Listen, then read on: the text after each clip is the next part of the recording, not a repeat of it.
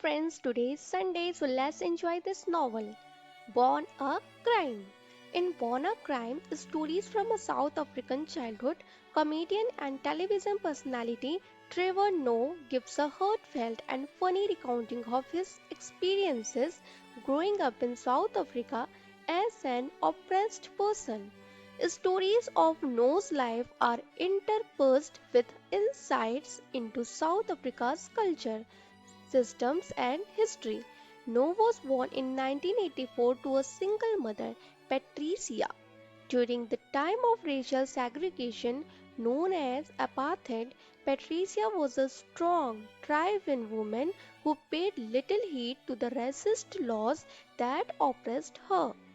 Noah's father, Robert, agreed to give Patricia a child during a time when sexual relationships between black and white South Africans were illegal. Robert, a Swiss immigrant, never supported segregation and did what he could to undermine apartheid because it was dangerous for Patricia and Robert to be seen with their mixed race child. No recall sometimes big momentarily abandoned by his parents in public settings. Dutch colonizers came to South Africa in the 1600s and used slave labor to run their farms on stolen land. The white South Africans, called Afrikaners, are descended from these colonizers.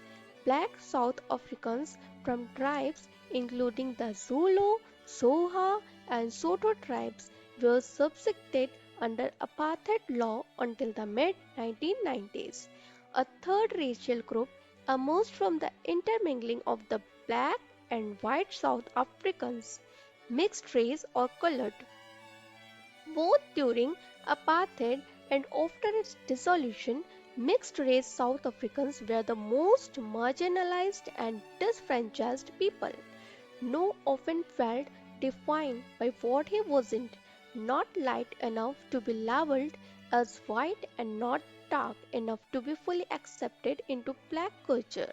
Apartheid ended in 1994, but Noah's struggle as a mixed race child in South Africa continued.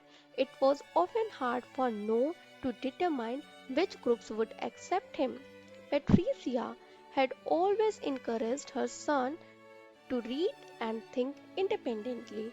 She valued education and made sure that her son spoke multiple languages.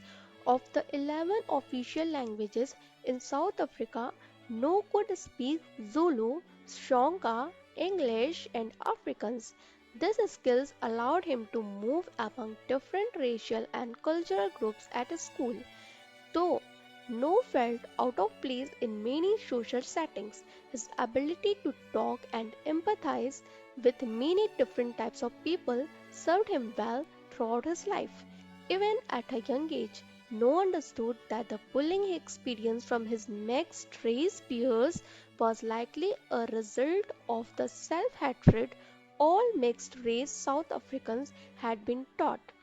No was a mischievous child, but Patricia believed in tempering her punishment with assurances to her son that she held him accountable because she loved him. Patricia knew that the world would not always be kind and generous to No, and she wanted to prepare him well.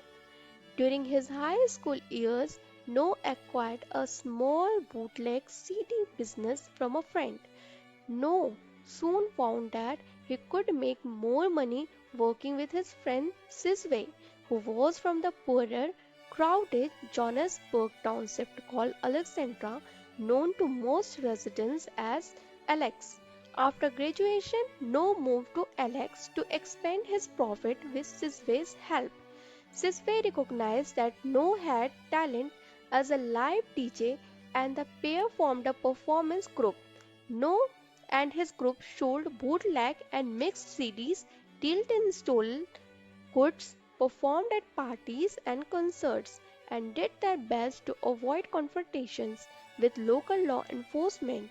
No was already familiar with the South African police Patricia received no help from the local police when she tried to file charge against her abusive husband.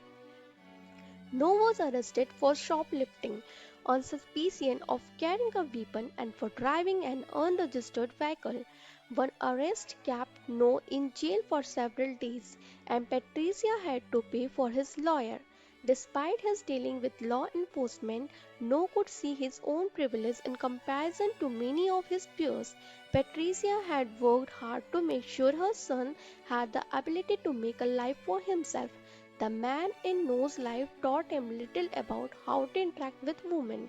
Robert was a distant but generally pleasant presence.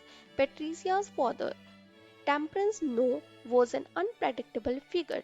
Later, No would learn that his grandfather had bipolar disorder and would often beat his wife. Francis, Patricia experienced abuse in marriage and as well. No's stepfather, Abel, became acquainted with Patricia and her young son during their many visits to the automotive shop where Abel worked on their run-down car. After Abel and Patricia married, he bought the shop. Patricia was forced to sell her home to keep the business running, and the family spent a stressful year living in the shop warehouse. Abel often came home drunk and he began beating his wife. Once Abel had son of his own, Noah's half-brother Andrew and Isaac.